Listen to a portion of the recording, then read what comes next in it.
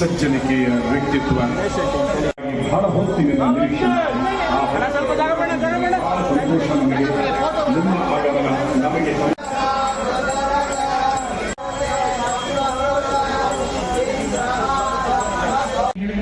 ಆ ಭಾಗಕ್ಕೆ ಸೇರಿದ ಜನತೆಗೆ ಮೈಸೂರಿನ ಅರಮನೆಯ ವಿಷಯದಲ್ಲಿ ಯಾವ ಕಾಲದಿಂದಲೂ ಗೌರವ ಇದೆ ಅನ್ನೋದಕ್ಕೆ ತಾವೆಲ್ಲ ಊಟಕ್ಕೆ ಹೋಗಿ ಈಗಾಗಲೇ ಊಟ ಮುಗಿಸಿರುವ ಹೊತ್ತಲ್ಲೂ ಕೂಡ ಇಷ್ಟು ಪ್ರೀತಿ ವಿಶ್ವಾಸಗಳಿಂದ ಇದ್ದೀರಾ ಅನ್ನೋದು ನೋಡಿದ್ರೆ ಗೊತ್ತಾಗುತ್ತದೆ. ಅದೇ ರೀತಿ ಇಲ್ಲಿ ಈ ವಿಸ್ತೀರ್ಣದ ಆದ ತುಂಬ ಪ್ರೀತಿಪೂರ್ವಕವಾದ ಈ ಕೆಲಸ ಮಾಡ್ತಾ ಇರುವ ಗೆಳೆಯರು ಯಾರಿದ್ದಾರೆ, ನಮ್ಮ ಲಕ್ಷ್ಮೀಕಾಂತ ಭಟ್ರು ಸೇರಿದಂತೆ ಎಲ್ಲರೂ ಕೂಡ, ಮತ್ತೆ ಇಲ್ಲಿಯ ಮಾನ್ಯ MLA ಅವರಾಗಲಿ, ಪ್ರತಿಯೊಬ್ಬರೂ ಕೂಡ ಇಲ್ಲಿಯ ನಮ್ಮ MP ಆಗಿರ್ತಕ್ಕಂಥ ತೇಜಸ್ವಿ ಸೂರ್ಯ ಅವರಾಗಲಿ, ಮತ್ತೆ ರವಿ ಸುಬ್ರಹ್ಮಣ್ಯ ಅವರು MLA ಅವರಾಗಲಿ, ಎಲ್ಲರೂ ಸೇರಿ ಇಷ್ಟು ಒಳ್ಳೆ ಕಾರ್ಯಕ್ರಮವನ್ನು ಸಂಘಟಿಸಿದ್ದಾರಲ್ಲ, ಬಹಳ ದೊಡ್ಡ ಸಂಗತಿ. ಅದರೊಳಗೆ ಪಾಲ್ಗೊಳ್ಳೋಕ್ಕೆ ನನಗೂ ಅವಕಾಶ ಕೊಟ್ಟಿದ್ದಾರೆ. ನನಗೆ ಬಹಳ ಕಾಲದ ಆದರಣೀಯ ಮಿತ್ರರಾದಂತಹ ಸುರೇಶ್ ಮೂನಾ ಅವರು, ನಾನು ನೇರವಾಗಿ ಪರಿಚಯ ಇಲ್ಲದೇ ಇದ್ದರೂ ಹೀಗೆ ಬೇರೆ ಬೇರೆ ನಾಳಿಕೆಗಳ ಮೂಲಕವಾಗಿ, ಯೂಟ್ಯೂಬ್ ನಾಳಿಕೆಗಳ ಮೂಲಕ ಪರಿಚಯ ಇರತಕ್ಕಂಥ ನಮ್ಮ ಧರ್ಮೇಂದ್ರ ಅವರು, ಇಂಥ ಎಲ್ಲರ ಜೊತೆಯಲ್ಲಿ ಗೌರವ ಕೂಡ ನನಗೆ ಸಲ್ಲಿಸಿದ್ದೀರಾ, ಅದು ಭಾಗ್ಯ ಅಂತ ಭಾವಿಸಿದ್ದೀನಿ. ಕ್ಷಮೆಯನ್ನು ಯಾಚಿಸಬೇಕಾಗಿದೆ. ಕಾರ್ಯಕ್ರಮ ನಾವು ತೀರ್ಮಾನ ಮಾಡಿ ಸುಮಾರು 6 ಗಂಟೆಗೆ ಪ್ರಾರಂಭ ಮಾಡೋಣ ಅಂತ. ಆದರೆ ನಮ್ಮ ಮಾನ್ಯ ಪ್ರವಾಸೋದ್ಯಮ ಮತ್ತು ಸಾಂಸ್ಕೃತಿಕ ಒಂದು ಮಂತ್ರಾಲಯದ ಸಚಿವರಾದಂಥ ಶ್ರೀ ಗಜೇಂದ್ರ ಸಿಂಗ್ ಶೆಖಾವತ್ ಅವರ ಕಾರ್ಯಕ್ರಮ ಇತ್ತು ಮೈಸೂರಿನಲ್ಲಿ. ಅದು ಭಾಳ ವಿಳಂಬ ಆಯಿತು. ಅದ್ರ ಜೊತೆಗೆ ಕೊನೆಯ ಕಾರ್ಯಕ್ರಮನೂ ಕೂಡ ಒಂದು ರೀತಿ ತಡನೂ ಕೂಡ ಆಯಿತು. ಅದಕ್ಕಾಗಿ ನಮ್ಮ ಮೈಸೂರಿಂದ ಹೊರಡೋದು ಒಂದು ಸ್ವಲ್ಪ ತಡ ಆಯಿತು. ಆದರೂ ಸಹ ತಾವೆಲ್ಲರೂ ಇಷ್ಟು ಇನ್ನು 9 ಗಂಟೆ 9:15 ಆಗಿದ್ದರೂ ಸಹ ಇಷ್ಟೊಂದು ಉತ್ಸಾಹದಿಂದ ಕಾರ್ಯಕ್ರಮದಲ್ಲಿ ಪಾಲ್ಗೊಂಡು ನಮ್ಮೆಲ್ಲರಿಗೂ ಒಂದು ದೊಡ್ಡ ಪ್ರೇರಣೆ ಕೊಟ್ಟಿರ್ತಕ್ಕಂಥದ್ದು ನಿಜಕ್ಕೂ ನನ್ನ ಹೃತ್ಪೂರ್ವಕವಾದಂಥ ಕೃತಜ್ಞತೆಗಳು, ಅಭಿನಂದನೆಗಳನ್ನು ಸಲ್ಲಿಸಬೇಕಾಗಿದೆ ನಿಮ್ಮೆಲ್ಲರಿಗೂ ಕೂಡ. ಇವತ್ತು ನಮ್ಮ ಪೂಜ್ಯ ಮುತ್ತಾತ್ನವರಾದಂಥ ಶ್ರೀಮದ್ ಯುವರಾಜ ಕಂಠೀರ ನರಸಿಂಹರಾಜ ಒಡೆಯರ್ ಅವರ ಒಂದು ಪುತ್ಥಳಿಯನ್ನು ಅನಾವರಣೆ ಮಾಡುವಂಥ ಸೌಭಾಗ್ಯ ಸಿಕ್ಕಿದೆ. ಈ ಪುತ್ಥಳಿಯನ್ನು ಮಾಡಿಸೋದ್ರಲ್ಲಿ, ಅದನ್ನ ಇಲ್ಲಿ ಬಂದು ಸ್ಥಾಪನೆ ಮಾಡೋದ್ರಲ್ಲಿ ಇದಕ್ಕೆ ಹಿಂದೆ ಒಂದು ತಂಡ ಇದೆ. ಅವರು ಸತತವಾಗಿ ನಮ್ಮ ಜೊತೆಗೆ ಸಂಪರ್ಕದಲ್ಲಿದ್ದು ಈ ಕಾರ್ಯಕ್ರಮದ ಬಗ್ಗೆ ಏನೇನು ಒಂದು ಪರಿಶ್ರಮ ಮಾಡಿದ್ದಾರೆ, ಈ ಒಂದು ಪುತ್ಥಳಿಯನ್ನು ಇಲ್ಲಿ ಸ್ಥಾಪನೆ ಮಾಡೋದಕ್ಕೆ ಎಲ್ಲನೂ ಕೂಡ ಹೇಳಿದರು. ನಿಮ್ಮೆಲ್ಲರ ಪರವಾಗಿ ಅವರು ನನ್ನ ಹೃತ್ಪೂರ್ವಕವಾದಂಥ ಕೃತಜ್ಞತೆಗಳು, ಅರಮನೆಯ ಪರವಾಗಿಯೂ ಕೂಡ ನಾನು ಕೃತಜ್ಞತೆಗಳನ್ನು ಸಲ್ಲಿಸಲಿಕ್ಕೆ ಇಷ್ಟಪಡ್ತೇನೆ. ಅವರ ಹೆಸರಿನಲ್ಲೇ ಈ ಒಂದು ಬಡಾವಣೆಯೂ ಕೂಡ ನಾಮಕರಣ ಆಗಿರ್ತಕ್ಕಂಥದ್ದು ಅರಮನೆಗೆ ಒಂದು ನಿಜಕ್ಕೂ ಸಂತೋಷದ ಒಂದು ಸಂಗತಿ. ಆ ಒಂದು ಪಾರಂಪರೆ, ಆ ಇತಿಹಾಸನೂ ಕೂಡ ತಾವೆಲ್ಲರೂ ಈ ದಿನನೂ ಕೂಡ ಸ್ಮರಣೆ ಮಾಡ್ಕೊಂಡು ಮುಂದುವರಿತಾ ಇರೋದು ನಿಜಕ್ಕೂ ನಮಗೆ ಒಂದು ಹೆಮ್ಮೆಯ ಸಂಗತಿಯಾಗಿದೆ. ಆ ಒಂದು ಪಾರಂಪರೆ ಮತ್ತು ಆ ಇತಿಹಾಸ ನೀವು ರಕ್ಷಣೆ ಮಾಡುವಂಥದ್ದು ಕೂಡ ನಾನು ಇವತ್ತು ಕೃತಜ್ಞತೆಗಳನ್ನು ಸಲ್ಲಿಸುತ್ತಾ, ಈಗಾಗಲೇ ನಮ್ಮ ತಾತನವ್ರ ಬಗ್ಗೆ ನಮ್ಮ ಆರ್ ಗಣೇಶ್ ಅವರು ನಿಜಕ್ಕೂ ಶ್ರೀಮನ್ ಮಹಾರಾಜ ನಾಲ್ವಡಿ ಕೃಷ್ಣಜೋಡೆಯರ್ ಅವರ ಒಂದು ಆಡಳಿತದ ಸಮಯದಲ್ಲಿ ಒಂದು ಮಹತ್ವವಾದಂಥ ಒಂದು ಪಾತ್ರ ವಹಿಸಿದ್ರು. ಆದರೆ ಏನಾಗುತ್ತೆ, ಒಂದು ದೊಡ್ಡ ಮರದ ನೆರಳಲ್ಲಿ ಇರುವಂಥದ್ದು ಸಸಿಗಳು ಅಥವಾ ಮರಗಳು ಅದರದೇ ಆದಂಥ ಒಂದು ಜಾಗವನ್ನು ಅಥವಾ ಅದರದೇ ಆದಂಥ ಒಂದು ದೊಡ್ಡ ಮರ ಆಗೋದಕ್ಕೆ ಸಾಧ್ಯ ಆಗೋದಿಲ್ಲ. ಸೊ ಅಂಥ ಒಂದು ಸಮಯದಲ್ಲಿ ಯುವರಾಜರು ಇದ್ದರು. ಅವರು 10ನೇ ಚಾಮರಾಜ ಒಡೆಯರ್ ಅವರ 2ನೇ ಮಗ. 10ನೇ ಚಾಮರಾಜ ಒಡೆಯರ್ ಅವರಿಗೆ 5 ಮಕ್ಕಳಿದ್ರು. ರಾಜಕುಮಾರಿ ಜಯಲಕ್ಷ್ಮಣಿ ಅವರು ನಮ್ಮ ಜೈವಿಕ ಮನೆತನದವರು. ನಂತರ ನಾಲ್ವಡಿ ಕೃಷ್ಣಜೋಡೆಯರ್ ಅವರು, ಕೃಷ್ಣಾಜಮಣ್ಣಿಯವರು, ಚಲವಾಜಮಣ್ಣಿಯವರು, ಮತ್ತು ಯುವರಾಜ ಕಂಠೀರ ನರಸಿಂಹರಾಜ ಒಡೆಯರ್ ಅವರು. ಬಾಲ್ಯದಲ್ಲಿ ಮಹಾರಾಜರ ಜೊತೆಗೆ ಬೆಳೆದಿರ್ತಕ್ಕಂಥದ್ದು. ಎಲ್ಲ ಕಾರ್ಯಕ್ರಮಗಳಲ್ಲೂ ಸಹ ಮಹಾರಾಜರ ಒಂದು ಮದುವೆ ಚಿತ್ರಗಳಲ್ಲಿ ನೀವು ನೋಡ್ಬೋದು.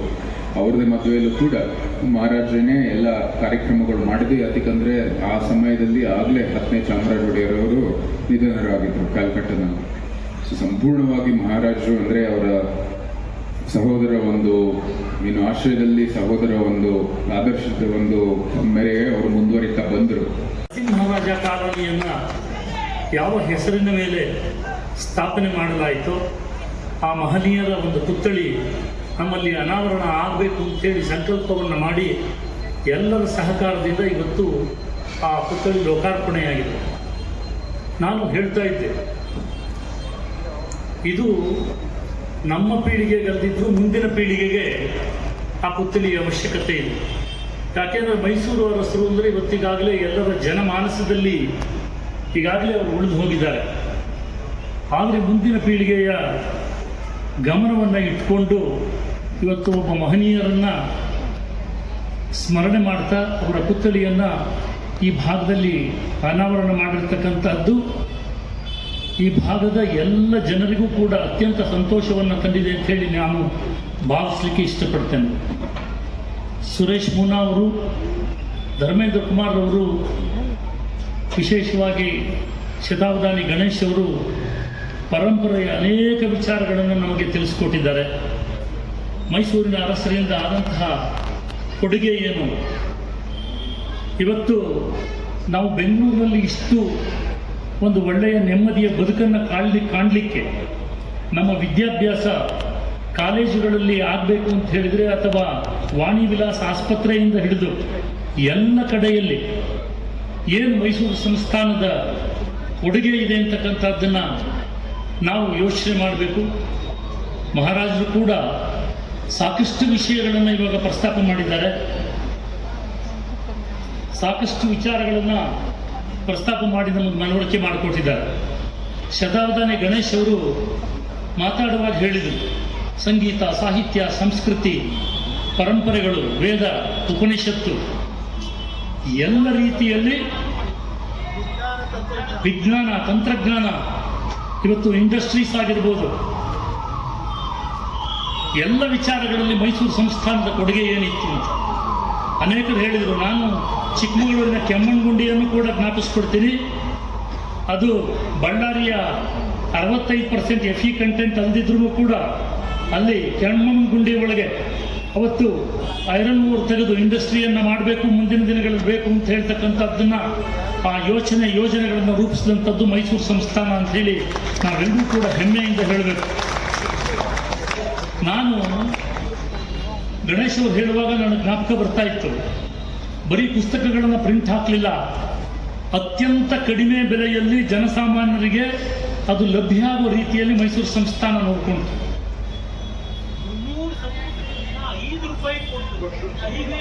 5 ರೂಪಾಯಿಗೆ ಅದೇ ನನಗೆ ಜ್ಞಾಪಕ ಇದ್ದಿದ್ದು ಋಗ್ವೇದ ಸಂಹಿತ 35 ವಾಲ್ಯೂಮ್ಗಳನ್ನು 45 ವರ್ಷದ ಕೆಳಗೆ ನಮ್ಮ ಮನೆಯಲ್ಲಿ ಒಂದಿದೆ. ನಮ್ಮ ಅಣ್ಣನಿಗೆ 100 ರೂಪಾಯಿ ಸ್ಕಾಲರ್ಶಿಪ್ ಬಂದಿತ್ತು. ನಮ್ಮ ತೇಜಸ್ವಿ ಅಪ್ಪನಿಗೆ 100 ರೂಪಾಯಿ ಕಾಲೇಜಿನ ಸ್ಕಾಲರ್ಶಿಪ್ ಬಂದಿತ್ತು. ಮೈಸೂರು ಮಹಾರಾಜರು ಋಗ್ವೇದ ಸಂಹಿತೆಯನ್ನು ಪ್ರಿಂಟ್ ಹಾಕಿದ್ದಾರೆ. ಆ ದುಡ್ಡು ಸದುಪಯೋಗ ಆಗಬೇಕು ಅಂಥೇಳಿ ಆ ಸಂಹಿತೆಯ ಆ 35 ವಾಲ್ಯೂಮ್ಗಳು ಇವತ್ತೂ ಕೂಡ ಅಷ್ಟೇ ಅಚ್ಚುಕಟ್ಟಾಗಿ ನಮ್ಮ ಮನೆಯಲ್ಲಿ ಅಧ್ಯಯನ ಮಾಡೋರಿಗೆ ಅವಕಾಶವನ್ನು ಕಲ್ಪಿಸಿ ಅಲ್ಲಿಟ್ಟಿದೆ. ನಾನು ಯಾಕೆ ಈ ಉದಾಹರಣೆಯನ್ನು ತಗೊಂಡೆ ಅಂದರೆ, ಮೈಸೂರು ಸಂಸ್ಥಾನ ಸಂಗೀತ ಸಾಹಿತ್ಯ ಕೊಟ್ಟದ್ದಂಥದ್ದು ನಾನು ಹಿಂದೆ ಜ್ಞಾಪಿಸ್ಕೋತಾ ಇದ್ದೆ. ನನ್ನ ಗುರುಗಳ ಹತ್ರ ವೀಣೆ ಶೇಷಣ್ಣವರು, ವೀಣೆ ಸುಬ್ಬಣ್ಣವರು, ಭರತನಾಟ್ಯ ಕಲೆ ಇವತ್ತಿಲ್ಲೇನಾದ್ರು ಉಳಿದಿದೆ ಅಂತ ಹೇಳಿದರೆ ವೆಂಕಟಲಕ್ಷ್ಮನವರು, ಜತ್ತಿ ತಾಯಮ್ಮನವರು, ಹೀಗೆ ಅನೇಕರನ್ನು ಗುರುತಿಸಿ ಅವರಿಗೆ ರಾಜಸ್ಥಾನದಲ್ಲಿ ಇಟ್ಟುಕೊಂಡು ಆಶ್ರಯವನ್ನು ಕೊಟ್ಟು ಇವತ್ತು ನಮ್ಮಲ್ಲಿ ಹೇಳ್ತಾ ಇದ್ರು, ದೊಡ್ಡ ದೊಡ್ಡ ಪಟ್ಟಿಯನ್ನು ಕೊಡ್ತಾ ಇದ್ರು. ಮಹಾರಾಜರು ಹೇಳಿದರು, ಮೈಸೂರನ್ನು ಬಿಟ್ಟರೆ ಎಲ್ಲರೂ ಸಂಸ್ಕೃತಿ ಸಾಹಿತ್ಯ ಯಾವುದಾದ್ರು ಭಾಗದಲ್ಲಿದೆ ಅಂದರೆ ಅದು ಬಸವನಗುಡಿಯಲ್ಲಿ ಉಳಿದಿದೆ ಅಂತ.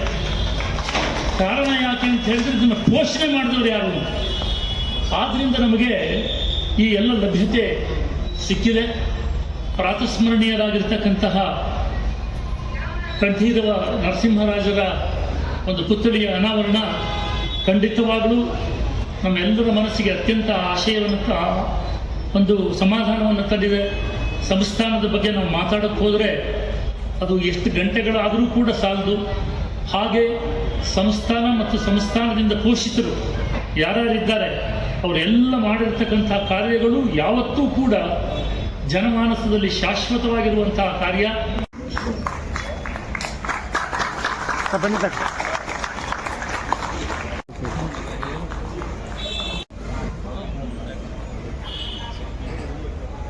ನಿತಿನ್ ಮೈಸೂರು ಪೊಲೀಸ್ ಬ್ಯಾಂಡ್ ಮತ್ತು ದೇಶಭಕ್ತಿ ಗೀತೆಗಳನ್ನು ಹಾಡಿದ ಲಹರಿ ದೀಕ್ಷಿತರು ಮತ್ತು ಅವರ ತಂಡ.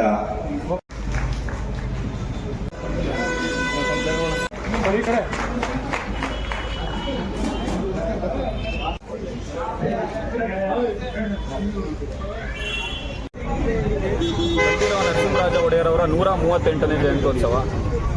ರಾಜರ್ಷಿ ನಾಲ್ವಡಿ ಕೃಷ್ಣರಾಜ ಒಡೆಯರವರು ಏನಿದ್ರು, ಇಡೀ ನಮ್ಮ ಮೈಸೂರು ರಾಜ್ಯ ಏನಿತ್ತು ಅದರ ಒಂದು ಶ್ರೇಯೋಭಿವೃದ್ಧಿಗೆ ಶ್ರಮಿಸಿದಂಥ ನಾಯಕ. ಅವರಿಗೆ ಬೆನ್ನೆಲುಬಾಗಿ ನಿಂತಿದ್ದಂಥವರು ಅವರ ಸಹೋದರ ಶ್ರೀ ಕಂಠೀರವ ನರಸಿಂಹರಾಜ ಒಡೆಯರವರು. 1934ರಲ್ಲಿ ಬಡಾವಣೆಗೆ ನರಸಿಂಹರಾಜ ಒಡೆಯರವರು ಆಗಮಿಸುತ್ತಾರೆ. ಅವ್ರ ನೆನಪಿಗಾಗಿ ಇಲ್ಲಿರುವಂಥ ಸ್ಥಳೀಯರು ಈ ಜಾಗಕ್ಕೆ ನರಸಿಂಹರಾಜ ಕಾಲೋನಿ ಅಂತ ಹೆಸರಿರ್ತಾರೆ. ಕಾಲಕ್ರಮೇಣ ಅದು NR ಕಾಲೋನಿಯಾಗಿ ಇವತ್ತು ಬರೀ ಕಾಲೋನಿಯಾಗಿ ಉಳ್ಕೊಂಡಿದೆ. ಆ ಇತಿಹಾಸನ ಇವತ್ತಿನ ಪೀಳಿಗೆಗೆ ತಿಳಿಸಬೇಕು ಅಂತೇಳಿ ಕಂಠೀರವ ನರಸಿಂಹರಾಜ ಒಡೆಯರ್ ಸಾಂಸ್ಕೃತಿಕ ಕಲಾ ಸಂಘದ ನಾವೆಲ್ಲ ಪದಾಧಿಕಾರಿಗಳು ಸೇರಿ ಹಿರಿಯರ ಮಾರ್ಗದರ್ಶನದಲ್ಲಿ ತೇಜಸ್ವಿ ಸೂರ್ಯ ಅವರ ಆಗಿರ್ಬೋದು, ಹಾಗೆ ನಮ್ಮ ಶಾಸಕರಾದ ರವಿ ಸುಬ್ರಹ್ಮಣ್ಯ ಅವರ ಒಂದು ನೇತೃತ್ವದಲ್ಲಿ ಈ ಒಂದು ಮಹತ್ ಕಾರ್ಯ ಕೇವಲ ನಾವು ಒಂದು 2 ತಿಂಗಳಲ್ಲಿ ಮಾಡಿದ್ದೀವಿ. ಇದೇ ರೀತಿ ಮೈಸೂರು ಸಂಸ್ಥಾನದ ಹೆಸರು ಚಿರಸ್ಥಾಯಿಯಾಗಿರಬೇಕು. ನಿಮ್ಗೆ ಗೊತ್ತಿರೋ ಹಾಗೆ ಕೃಷ್ಣರಾಜ ಭೂಪ ಮನೆ ಮನೆ ದೀಪ ಅಂತಿದೆ. ನೀರು ತಿಂತಾರೋ ಅನ್ನ ಪ್ರತಿ ಕ್ಷಣ ನಾಲ್ವಡಿ ಕೃಷ್ಣರಾಜ ಒಡೆಯರವ್ರನ್ನ ನೆನೆಸ್ಕೋಬೇಕು ಅಂತ. ಅದೇ ರೀತಿ ಅವರ ಯಾವುದೇ ಕೆಲಸಕ್ಕೂ ತಮ್ಮ ಬೆನ್ನೆಲುಬಾಗಿ ನಿಂತಿದ್ದವರು ಕಂಠೀರವ ನರಸಿಂಹರಾಜ ಒಡೆಯರು. ಇವತ್ತು ನಾವು NR ಕಾಲೋನಿ ನರಸಿಂಹರಾಜ ಕಾಲೋನಿ ನಿವಾಸಿಗಳಾಗಿ ಇವತ್ತು ನಮ್ಮ ಒಂದು ಜೀವನಕ್ಕೆ ಏನಂತಾರೆ ಅದೊಂದು ಸಾರ್ಥಕತೆ ದೊರಕಿದೆ. ಅವರ ಪುತ್ಥಳಿಯನ್ನು ಮಾಡಿದ್ದೀವಿ. ಇವತ್ತು ಮಾಡಿರುವಂಥ ಪುತ್ಥಳಿ ಇನ್ನು 200 ವರ್ಷ ಆದರೂ ಕೂಡ ಇತಿಹಾಸನ ಸಾರುತ್ತೆ. ಇದಕ್ಕೆ ನಮ್ಮೊಂದಿಗೆ ಕೈ ಜೋಡಿಸಿದಂಥ ಬಡಾವಣೆ ಎಲ್ಲ ನಾಗರಿಕರಿಗೂ ಈ ಮೂಲಕ ಧನ್ಯವಾದಗಳನ್ನು ಅರ್ಪಿಸ್ತೀನಿ.